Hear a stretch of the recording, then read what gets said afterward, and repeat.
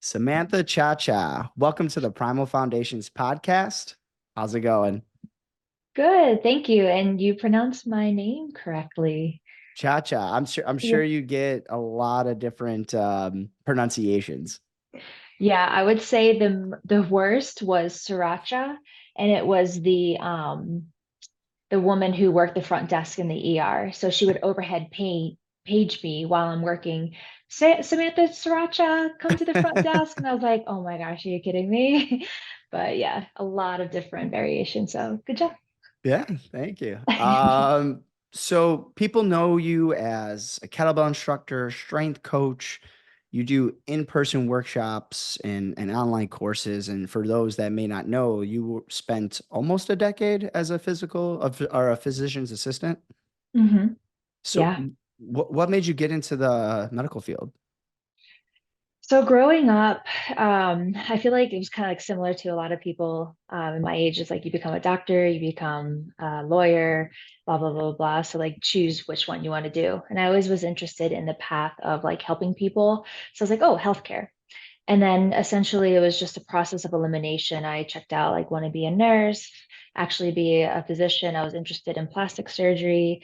And then I came across this career as a physician assistant. And I'm like, oh, I don't have to go to school as much. It's essentially 4 years as a bachelor, then 2 years as a graduate, and I'm practicing medicine. And I was still able to have the autonomy as physicians to be able to see patients, diagnose them, and treat them under their scope with them. So I was able to do like the role of a doctor without essentially spending 10 plus years in residency and fellowship, which would have been for plastic surgery. So I started practicing at 24, which is kind of crazy as a Mhm. 24-year-old as a clinician. Like I was a baby. So when I got into that healthcare field, I knew that that wasn't always going to be just it, but it always stemmed around wanting to help people in some way, in some capacity. And that's what I knew back then. So I worked in an emergency room, worked in an emergency room in New York for 10 years. And there's a lot of things that I saw and a lot of things that I witnessed and experienced. And like, I feel limited to being able to reach the amount of people I want to reach. Because I always had a global mindset. I was like, I want to like get out around the world. I want people to know and to help people globally. So how could I do that? And essentially that's where the training aspect came in and tapping into the preventative medicine space. Because what I saw in the ER, a lot of the stuff, a lot of the patients that I saw was like, if you just did this, this could have been prevented, right? So I was speaking from experience, speaking from the lens of like, I see these patients all the time. Guys, if you do this, this, and this in your life and created a habit, the chances of you suffering from these comorbidities long term is going to be a lot lower. So, like, I really started switching gears and changing my perspective, or sorry, my direction on preventative medicine. Be like, okay, how can I help people at this capacity? And preventive care, it's widely overlooked in the healthcare Mhm, industry. It's everything's kind mhm. of like, I need it now, magic pill, cure me now, all those things. So based on your experience, like what challenges or pitfalls have you encountered in that realm of preventive care? Or is there any like things you can see like this is a simple fix? We just got to start doing this. Yeah, it's kind of a mix. So the biggest thing that's just like elephant in the room is health care, health insurance. Health insurance doesn't cover preventative medicine, or not a lot of it. So if someone wants to start working with a trainer because they don't know how, because I consider trainers as preventive medicine specialists, if they want to work with um, anyone outside the scope of traditional medicine, it's not covered by insurance. So then it's out of pocket expense. And then you go into the cycle of like, can you afford that? And can you put that money towards something else? And that goes into certain demographics and populations that won't be able to afford it. So therefore, the rates of comorbidities, heart disease, diabetes are a lot higher in those populations because of that reason. And it's a cyclical, vicious cycle that just goes over and over and over again. With that said, I think that there are some daily life choices that you can make that it's just like a little bit goes a long way that can help. It doesn't necessarily solve the problem, but it definitely can help. Just of essentially having a routine, a schedule, making sure that you are getting some type of movement in per day. You don't have to join a gym. You don't have to pay to go to a gym. You can just start doing movement in your house, right? That's not the hard. I have kids. Kids are busy, blah, blah, blah. Hey, get the kids involved. Have them do it with you. You know, I know a lot of friends of mine who are trainers, very busy business women who have children and running a business, still working out and raising children. Like it's possible. So it's kind of like just curating your life so that you're prioritizing your health, right? And it's just, it could be 5 minutes a day. And something, what usually happens is when it's 5 minutes a day, you're like, oh, I like this. And it turns into 10 minutes a day. And then you start creating more time and prioritizing more time for that thing. So then that kind of goes into the conversation of how do we get people to enjoy this more? Because if you enjoy it more and you're seeing results and you're seeing changes, you're going to prioritize it. It's usually not the flip, right? Um, and that's where like that's multifaceted, depends on the individual in front of you of how to find enjoyment, but the goal is how do I find enjoyment in this activity that is good for my health. Just in stacking habits, keep stacking Yeah. them, just keep stacking them. What kind of Mhm. patients would you see as a PA, and what were the kind of the most common things you saw that could have been like in terms of if they had just a little bit of preventive health, they wouldn't even have to come into the hospital. Yeah. So my specialty was emergency medicine, so I saw them when they're at their worst. The biggest, I would say, congestive heart failure, and it's usually around holidays, people not acting up, and then all of a sudden they're in fluid overload, so they come in completely like either short of breath or just so congestive heart failure, um, some type of diabetic emergency. So again, diabetes being the underlying, but like DKA or and like lactic acidosis, stuff like that, just not managing their blood sugars well, right? That's completely avoidable when you're talking about type 2 diabetes. Um, and then heart disease. I mean, the leading causes, as you can see, the stats all over the internet of like the leading causes of death, leading causes of comorbidities are those essentially top three. In a less, I would say, less severe aspect, more in like the urgent fast track area, low back pain, number one. I cannot tell you. Number two, knee pain, right? And mostly people with a knee pain are overweight. So you can kind of put two and two together of like, if you're not training, you're overweight, how much pressure is coming on to those joints and they're just not ready for it. So that goes into like, okay, if we can get into strength training, weight loss for these people, less likely they're going to have knee pain because they're going to be losing weight and it's not going to be as much stress on those joints as well as building the strength of those joints. How do we tap into that? Right. Like I said, in emergency medicine, we get them when it's already long gone, Hmm. but like preventing diabetes, exercise, eating, right? So you're noticing that I keep talking about the common denominator is eating well, exercising, having that a part of your daily routine, because a lot of those play into these comorbidities, right? Hmm. And it's not even like, I know we haven't gotten the topic of it, but like other things, like cancers.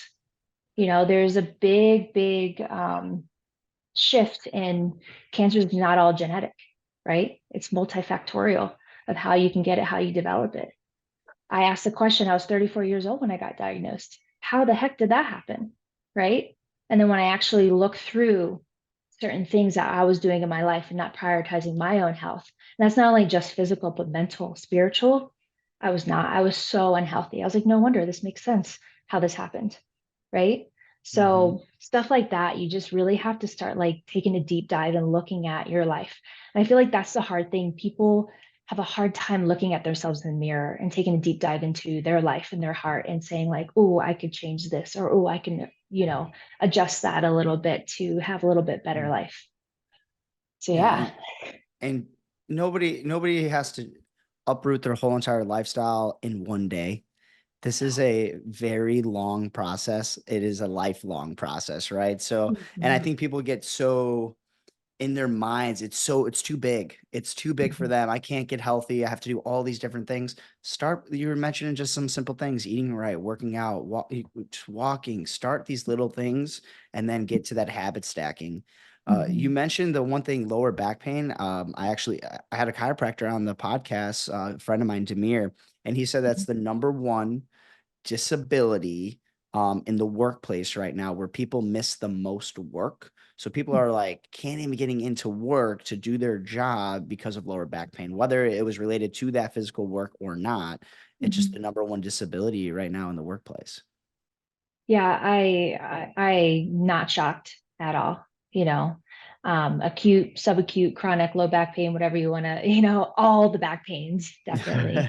The limiting factor, and it's terrible. It's crappy. Like I just went through, I pulled out my back. Oh my gosh. It was kind of embarrassing. I was teaching my course and I was demoing an 8 kilogram kettlebell snatch and recorded in front of my whole cohort of students. I pulled my back out. Oh no. Yeah. And looking back on that, two things leading up to that call, I felt it. There were signs that were there. And what did I Hmm. do? Ignore, ignore. Too busy working, too busy, didn't eat, right? Continue on. Because, of course, an 8 kilo bell shouldn't really do anything, but that's usually what happens when we get an injury. It's not necessarily when you're lifting that PR weight, right? It's when you're not paying attention or you're ignoring the signs that your body is telling you. And then something happens. You're like, oh, how did this happen? Well, if you to be honest with yourself, you're like, oh, I did feel. But the second thing with that and the back pain is addressing it, how to address it. Now, coming from a school, physician assistant in medicine and training, the original like thought process was like ice, heat, rest, don't move it, right? And we're finding out that's not the case. Actually, moving as soon as possible is the best thing that can do it because what happens from a neurological standpoint, you want to lock up. And it's a fear tactic, right? You're afraid you're going to hurt something, so it just stiffens up. And all you do is start implementing movement and essentially telling the signals from your brain to that muscle, it's okay, it's safe, and Hmm. that movement is telling the area and the stiff muscles it's safe, it's okay, it's safe, so if you can attack that as soon as you have that injury, assuming that it's not anything like serious, meaning like I didn't have a spinal cord compression or I'm not having any weakness, any nerve damage, that's a different story. I'm just talking about your standard sprains, your strains and stuff, your sprains. So what I did is I started moving right away. I was like, okay, just breathe, relax, tap into my parasympathetic system, my rest and digest nervous system, and just start creating. And I would say within a few, like I would say like an hour or two, I went from not being able to move at all to be able to start walking. And I was like, just keep going, keep going. Um, and yeah, it's kind of wild of how like and this is again talking about acute injuries, but that's usually how that chronic injuries start. It starts with acute, not addressed properly, and then as time and years goes on, if we don't address it, it turns into this long-standing issue. Mhm. And everybody's gonna tweak something here or there, just Yeah. being very intentional on it. And I work with high school students, athletes, and it used to be that you need to mobile or immobilize it, like the joint Mm-hmm. and ankle, whatever. But to get more blood flow and in it to have it heal quicker, and that nervous system that you're talking about as well, it used to Mm-hmm. be like always, oh, you're in a boot for or on crutches for 12 weeks or whatever. Now they're trying Mm-hmm. to get them to move them as quick as possible just to help that healing process. Totally, totally. And you nailed it. It's all about that blood flow, right? Of just getting the right um, healing markers to the area to help with the healing process, you know? Mhm. And being a PA, I'm just, it's got to be stressful. Like it's got to be so stressful. I'm thinking of like, some of those old ER episodes. You got people sleeping in the cots and running around and all those things. And just dealing with stress in the workplace, especially the medical field. How do you deal with stress? Yeah. Well, I will say is I feel like I finally learned how to deal with it after I started practicing medicine. Mhm. Because during during the time while I was practicing, we were just taught, or I just told myself that you can't feel, you can't you can't deal with whatever you're seeing and doing because you can't do your job. You can't have emotional breakdowns all the time because you're seeing this child come in that's like a trauma case or whatever. So back then, I'll tell you how I dealt is I went home, stared at a blank wall and a glass of wine, not the healthiest, right? Now that I've learned and been able to go through therapy and just like understand like how to feel, how to sit in your emotions and stuff like that, I think that's like the gold mine right there is sitting with what you experienced, sitting with the stress that you had and just working through it and just saying, okay, what feels good to me? What can I do to help this stress diminish a bit? Whether if it's reading a book, whether if it's going for a walk, whether whatever that is for you, figure out what that is so you know you can turn to it when you need to decompress, right? So I remember during COVID, I worked in the ERs during COVID in New York, and it was, to the least to say, stressful, as you can imagine.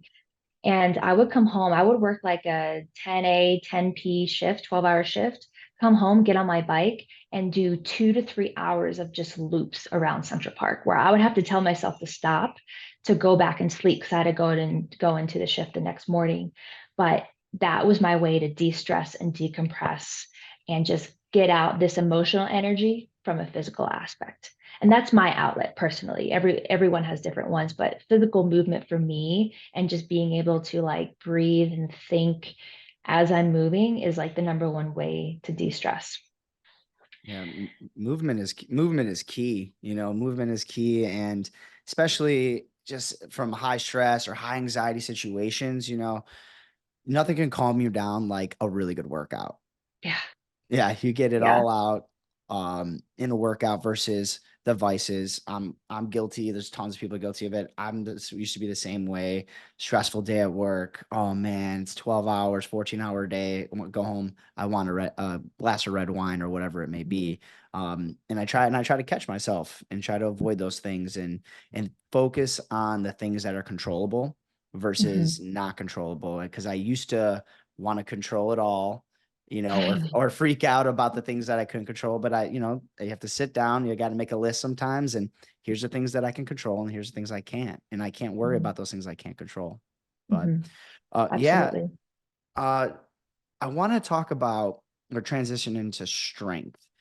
Mm-hmm. And when you hear the saying, strength has a greater purpose, what thoughts or images come into your mind? Oh, um, that's a great question. What comes to mind when strength has a greater purpose is that you can see it in all areas of your life. You know, sometimes we think of it very superficially as strength in the gym, but that strength carries over into dealing with situations, hard situations in your life, helping others, being there for others. All of that encompasses under the strength umbrella. And tapping into that as a human being, I think, is essential to life. Um, and sometimes you might find your strength in the gym and then realize, oh, wow, if I can do this set, or if I can lift this weight, I can handle this divorce. I can handle, because this weight is tough. This is really hard. Going through this divorce is really, really hard. But I did it at the gym, so I can do it here too. So there's a very, very strong parallel between life events and like physical strength we talk at the gym or what we do at the gym. And I feel like now everything that I've gone through in life, I really want to show others that what true strength looks like, not only from a physical aspect, but from a mental, emotional, spiritual aspect of like, listen, life is going to be hard. Life is lifing, right? How do you get through it and come out on top at the end, right? And how do you do it with grace? How do you do it with peace? And being able to, show others that like it's possible. You can go through this hard time. That's okay. That's strength. Hmm. And then you kind of mentioned a little bit earlier, and you had previously had a health scare, and we're talking about the strength isn't the physical, it's also the mental, right? Um, Mhm. what or could you kind of share with the listeners, what was that experience like? Yeah.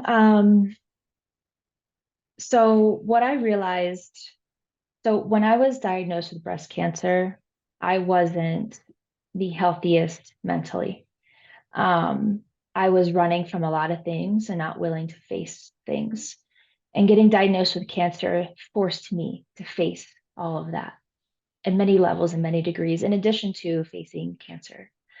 And it was a sink or swim type situation. It was just like, you got to get your mind right in this because um, there was a moment where I didn't think I could move forward. And just the thoughts of worthlessness, low self-worth, was just coming in, of me, Sam Ciaccia, like Kettlebell Fitness, New York, got cancer. How did that happen? Like I saw myself as Wonder Woman. How did that happen? And that made me realize of where I found where I was putting my value in myself, and it was very, very low. Um, and I essentially had to tap into how I view myself is going to affect everything around me, not only the people that I interact with, but just even how I perceive situations. So there was a giant shift of perspective. So a great example was I had a double mastectomy, and leading up to that surgery, it was like a roller coaster of emotions. You're ugly, no one's going to want you. Oh my gosh, you're going to blah, blah, blah, blah, blah. To leading up to the surgery, it shifted to you're a warrior. These are your battle wounds. You just went through a major surgery. That's pretty badass of you. And then you came out better than ever, and you're back at the gym and training and all that stuff. And that's where that shift happened. It was just like, I have to look at myself through a better lens, through a greater lens of you're not a worthless piece of crap that you got cancer. Your body didn't fail you, but you're a warrior and this happened and you're just going to come out on top. That perseverance, and I applaud you for that too. I mean, perseverance of stepping forward and taking the next step and the next step and having, that mental fortitude to keep going and striving, even though when you feel like your back's against the wall, you just got to keep taking those steps forward. And Mhm. that's such a hard thing to get through. And because I mean, you are to me Wonder Woman. You are Wonder Woman. Um, Going into kind of, recovering from that, Yeah. the time it took to get back, did you change? I'm assuming obviously you had to change some things, but for Mhm. people that either have an injury coming over an illness, how'd you find your way back with your training? Yeah.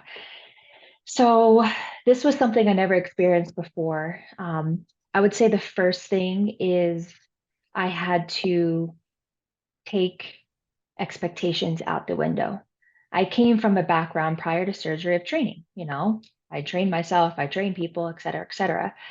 And when I was going through recovery, it was like this up and down. And it came to a day-to-day conversation with myself.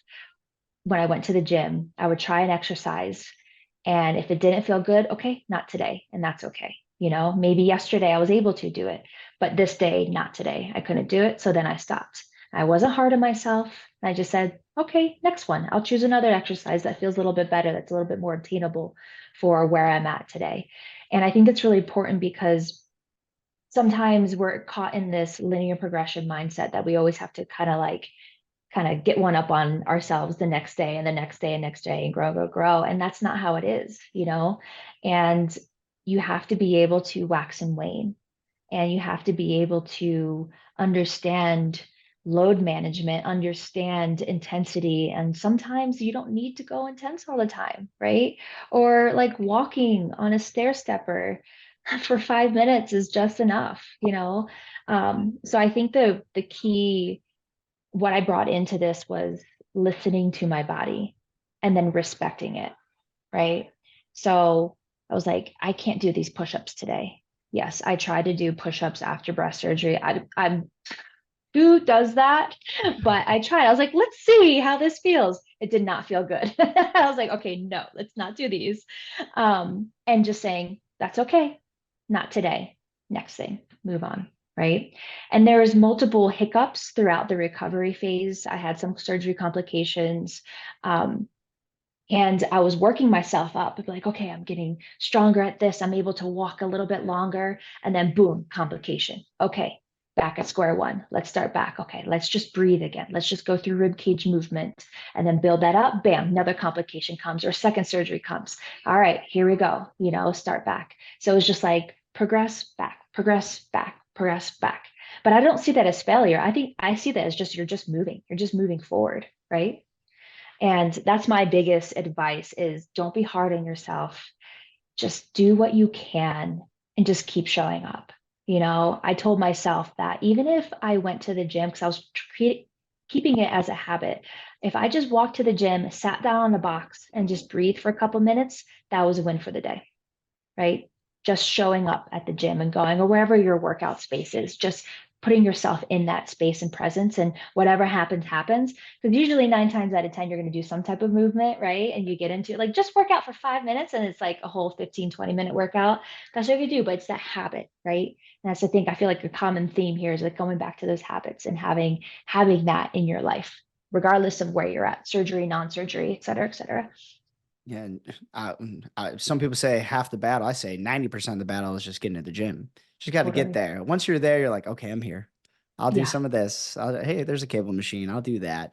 But Yeah. just people being, and you made a great point. It can't always be linear. It just the Mm. body doesn't work like that. You don't work like that. You're gonna have progression, regression with everything. You might get good at one thing, your bench press might be great, and then all of a sudden you hit a little plateau. You're gonna have to regress a little bit, work on the technique, work on the skill, and then go back up. Things are gonna be like that forever.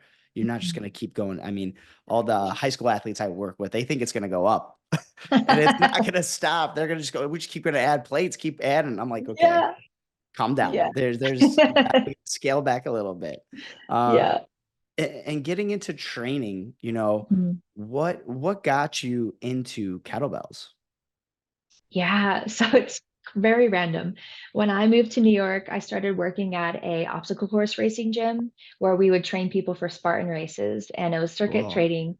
And there's a lot of kettlebells involved. And I was a coach there. And I was like, I realized immediately of how technical they are and how if you don't know what you're doing with them, how it can go bad real quick, right? So I was like, I feel like I should know how to do this. So I did some research and was looking through kettlebell certifications, came up with Strong First, got certified through them, and I really appreciated the technicality that they brought to the certification of getting into the nitty gritty detail because I noticed in my own practice of how much it made a difference, right? Of just those small little changes.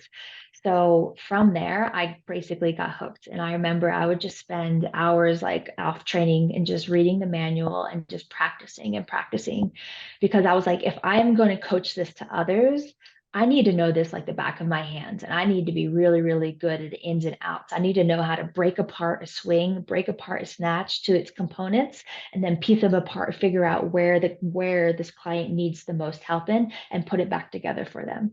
So once I got into that, it was kind of like sailing. I was like, I love this. I'm just going to keep going. And that's exactly what I did. And did not know it would turn into a full-time career, to be honest. I thought I was always going to be practicing medicine, but just how the cards were played and the business just kind of kept growing and catching wind. So I was like, okay, it's time to jump into this full time and let's see what happens. You see kettlebells everywhere. You see them every hotels, you see them at, Yeah. box gyms, whatever. But you're right Mhm. on that technical piece is, I before I got any certifications or went to a gym that knew or people had like strong first or RKC instructors, Mhm. like I thought I was doing a swing properly. And then I'm just like, until it got broken down for me, it's very technical. Yeah. It takes a lot of time, but there is this minimalistic feel about it because it's only a bell or two Mhm. bells or three versus somebody that walks in, there's 1,000 different machines. there's just something about having a kettlebell, and then also Mhm. going up in sizes. It's like I graduated. Yeah. I get a bigger one, Yeah. which is awesome. What advice do you give to people who, that they're interested? I'm interested in getting into bells. I'm a little hesitant, I can go to the box gym, or I have to Mhm. basically learn how to move again with, equipment.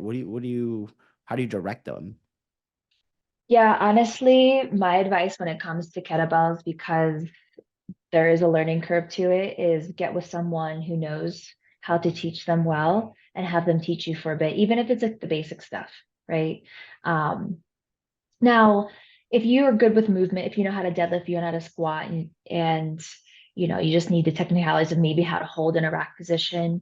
Maybe you don't need a whole thing, but I've learned in my experience that people who come to kettlebells also are still not great movers. So you're teaching them how to squat, you're still teaching them how to hinge. So I say get with a trainer who's really well versed in kettlebells, who you trust, and learn from them.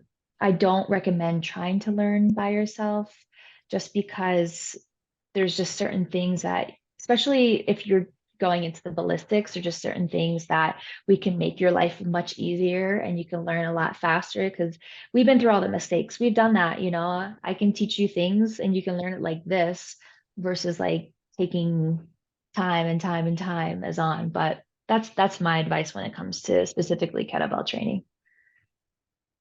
And if you could only pick, this is a hard question, so I'm just Oh gonna say it. gosh. You could only pick two kettlebell movements. If you're like, I could only Mhm. have these two, what would you pick? It's actually easy. Double kettlebell front squat is my like favorite exercise of all time. And the other one, I would say swing, kettlebell swing. Swings and front squats? Yeah, Okay. yeah. No get up and not in the top two? So the get up was there. It was between a get up and a swing. And what I love about the swing is the ballistic component of it. Like you really are good at training power and across the board, no matter what sport you're doing, kettlebell swings, implement them into the training programs and they're going to improve as athletes.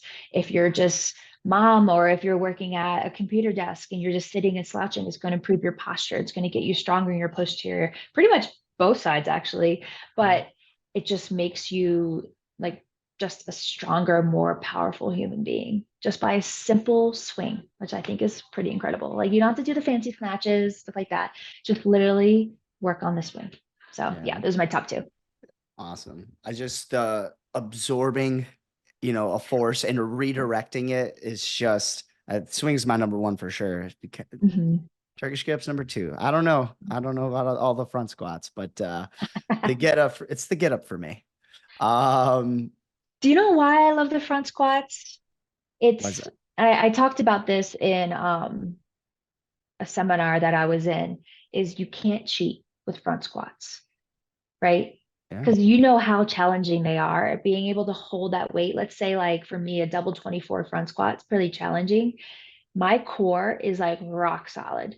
And I teach this a lot of just being able to have that nice stack neutral position, be able to manage your pressures, which helps manage your movement, blah, blah, blah, blah, blah. But being in that front rack position is like a gold mine for that. And I know when I was really training hard with double kettlebell front rack, front squats, all of my other lifts across the board, barbell or kettlebell, went through the roof just because I just gained such a solid torso from holding that weight up. Right. It, it's so funny you mentioned that because I was doing Built Strong program. I was doing the Built Strong program. It's got waving, efforts all the way through it, and it's Mhm. got some waving volume and things like that. And one of the things I was doing barbell front squats. And I'm not the best at them. That's why I was like, I'm gonna work on this because I need to get Mhm. better at them. And then I went to the gym, Shift Performance in Chicago, and we have a barbell, but it's like in the back, it's like hanging up. I'm like, there's just kettlebells right here. I'll just do front squats with the kettlebells. And so I was like, I like got the kind of close to the weight that I was using. And I've been on this program for like 4 or 5 weeks. So I've been using the weight on the barbell. I did like a few rounds with the I think I had like double 32s or something. I Mhm. was cooked. I was like, I can't do this, even though it's the same exact weight, the same Mhm. exact, but the way the positioning of the barbell versus holding it in front of you it completely changed. I had to definitely go, I think I Mhm. had to go down 2 bell sizes to finish all Mhm. the reps. So there is definitely something to that because Mhm. it was hard. Yeah, absolutely. That's why I love them so much. Doesn't mean those are going to be easy, but I think that's why I love them is because they're significantly hard, but they're good for you when you do them They're right. good. They're It's good for you. like Uh, medicine. yeah. Um, I want to delve into bell mechanics, the Yeah. courses, Mhm. certifications that you have. Is this tailored for beginners? Is it catered to people that have more advanced kettlebell skills? Yeah, no, I cater more towards beginners. It seems like my training age range is from 0 to 5 years of coaches. I always say I market to coaches, but I make it accessible to everyone. So I always have a mix of coaches and non-coaches in the course. Um, but essentially, it's just a deep dive into the science of movement in general. I just teach through the lens of kettlebells.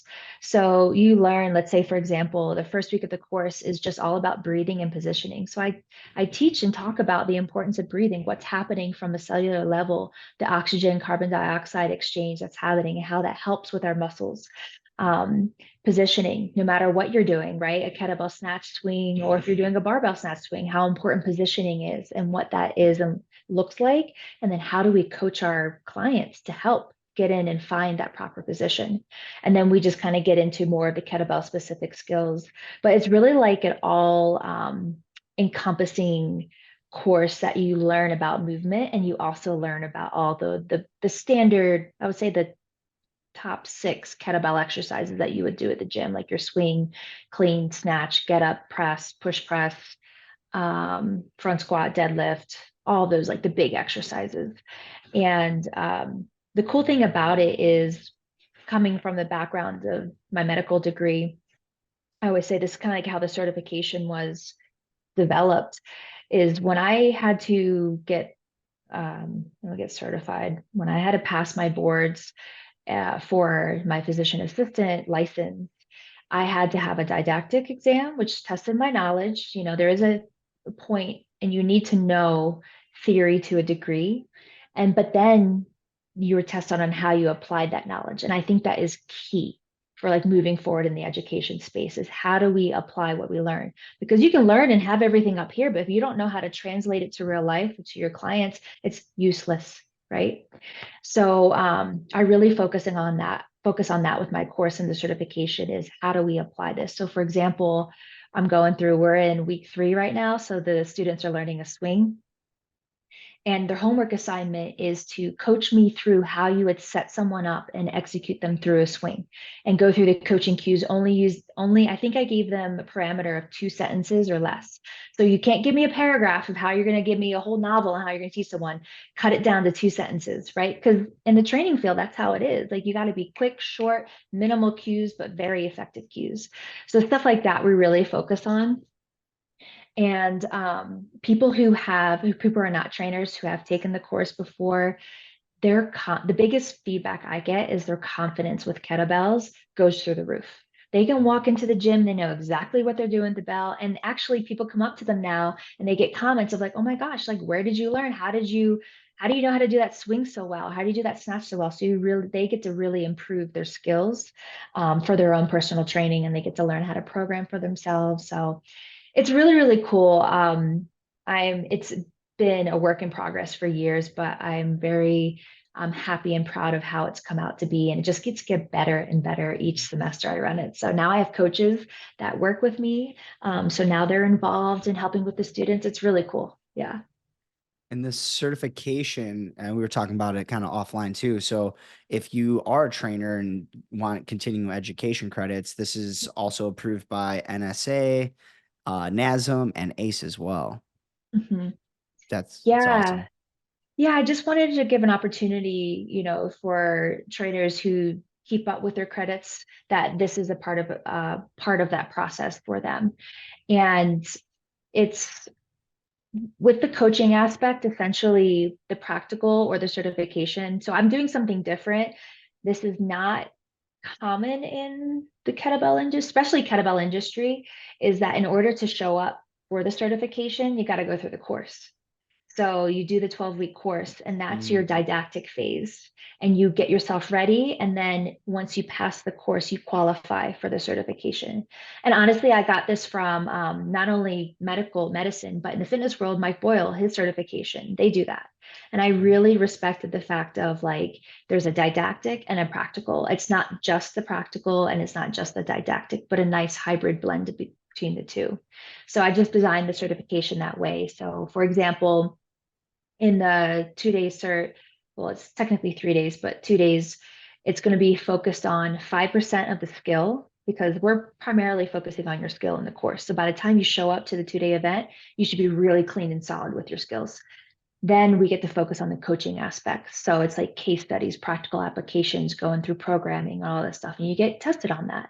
So you walk into a room and be like, hey, teach someone step 1 through step 5 that you learned in the course, how to get someone from ground zero to a full on swing, and what are the step process, and then how do you regress or progress based on what you see, what do you see, et cetera, and kind of troubleshoot through that way. And that's how the students are going to get tested in the certification, because I really believe on, you need to practice this before you show up in front of your clients, because I've seen time and time again in the gym, trainers teach kettlebells and knowing like they're not meeting their client where they're at. They are no business doing swings, and these clients are doing swings, but it's because the trainer doesn't know how to regress them down to the level where they're at with the swings. Because you still get great benefit by doing swing components, right? We're talking about before, breaking up components of the swing. You just got to figure out where they're at in that category, place them there, build them up to that, right? But I feel like that's missing.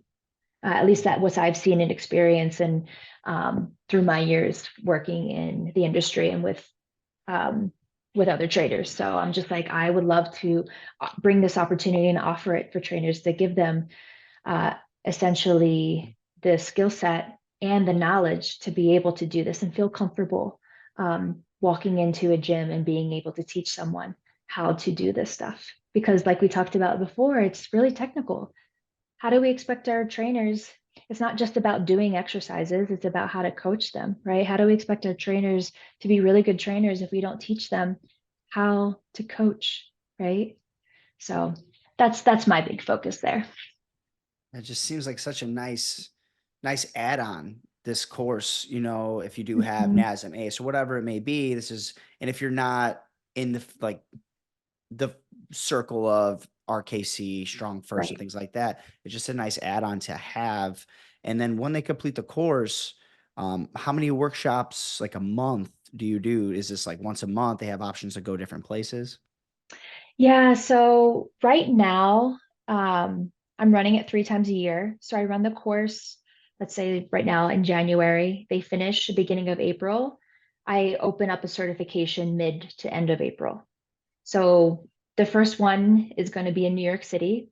So I pretty much promoted it as, okay, I'm running a certification in New York. You can take the course now, or you can take the course and certification package and come to the New York cert. And the cool thing about the people who just take the course, or I've been running the course for 2 years already, my alumni that have taken the course already and they want to do the cert, they don't have to go through the whole course again. Me and one of my coaches developed an alumni review course. That's just like a fast track 4 week course that they can jump in. That's pretty much included into their certification registration. So if you just want to show up to the New York event, boom, take this 4 week course with me just to make sure you're good. Practice. Everyone needs a refresher, and then you have access to the in-person cert. So that's going to happen this quarter, and then I'm going to run it again in May. And I'm actually working on, since this is brand new this year, the location. So I think of big cities, Miami, LA, New York, Chicago. So I'm trying to figure out the certification that's going to happen in August. Where is it going to be? I don't know. I'm still wondering. And then I'll have another one running September to December, and I'll run the third certification in December. But I had big plans with for it. I want to be able to create an opportunity where I'm at physically one spot, but you can streamline in certifications, and my coaches from all over the world be able to run them in their locations. If people can't travel, that they can, and they just stream me in when I'm teaching, and then my coaches at that location can kind of run the certification and do that. So that's the scaling expansion plan that's going to happen hopefully in 2025. It's an awesome model. That's great. And I know we kind of like skipped over this part, but so you stopped being a PA to pursue this full time, correct? Yeah, Yeah. I quit my job 2022. I'm keeping Okay. up with my credentials. So like just like the trainers and CEUs, I keep up with keeping my license and stuff like that. I'm just not actively practicing clinical anywhere. Gotcha. That must have been it's like the last day at work. How are you feel? How are you feeling? Like, oh man, this is the last day. I'm going 2 feet in. Um, it's so funny you bring that up because the last day of work, that shift literally was the sign of like you're done, right?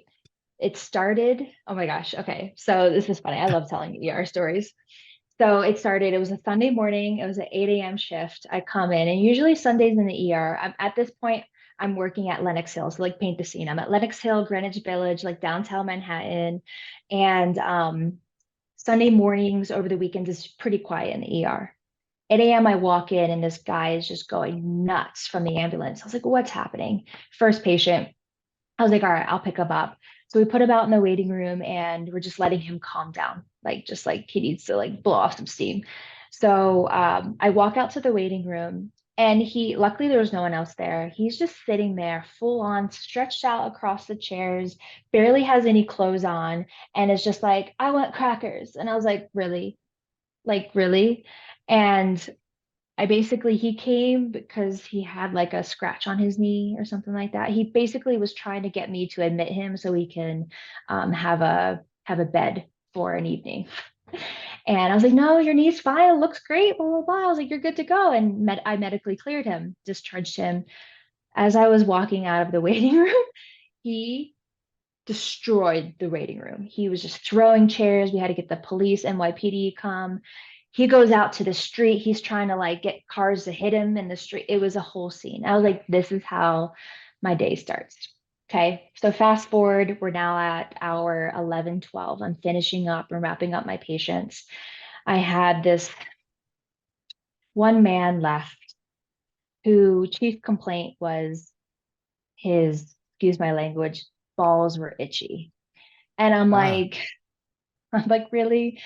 And legally, whatever the area of complaint is, you have to check it out. You have to examine, right? So I'm like, I'm literally my last shift, last day working in the ER, examining a homeless man's balls right now. And I was like, I'm done. I'm like, this is it. I'm done. I'm like, I'm not doing this anymore. So I finished him up. Obviously, he was fine. I gave him some lotion. I was like, they're dry. It's okay. oh here's man. here's some lotion.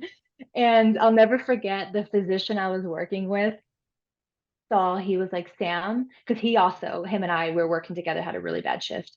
He was like, Sam, I want you to go home and write down the events of today. And anytime that you miss the ER or think about coming back, reread that letter to yourself just to remind you of today. And I did. And he's so right. And I was like, yeah, no, I don't. No, thank you. I'm good. I did my duty 10 years in. I'm good. Make Sam Ciaccia coffee table book with all the stories in there. It'd be nice. Get it published. That'd be great. Yeah, I have the best, well, it depends on the crowd, but the best dinner conversations or the dinner stories. Depends on what people can handle. Speaking of people, how can they get a hold of you? What's the best way to contact and connect?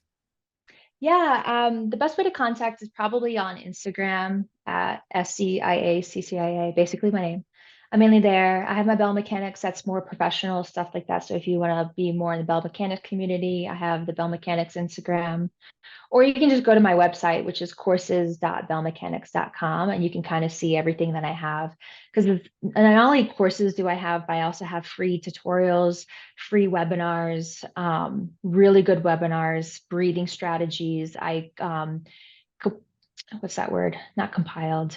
partnered. I don't know why I was thinking that. I partnered with a couple friends who are also big into the movement space, like Katie St. Clair, and we had done courses together. We have a whole programming webinar. I designed a whole programming course. So a lot of great things for trainers and non-trainers on the website too. So if you want to learn more, there's a lot of stuff there.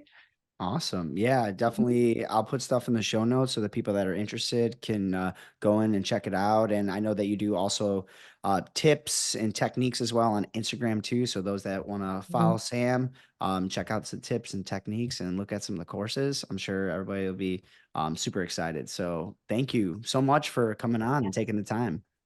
Yes, appreciate it. And thank you for having me. Absolutely. And thanks you.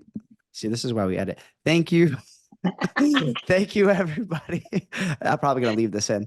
Thank you, everybody, for listening to the Primal Foundations podcast.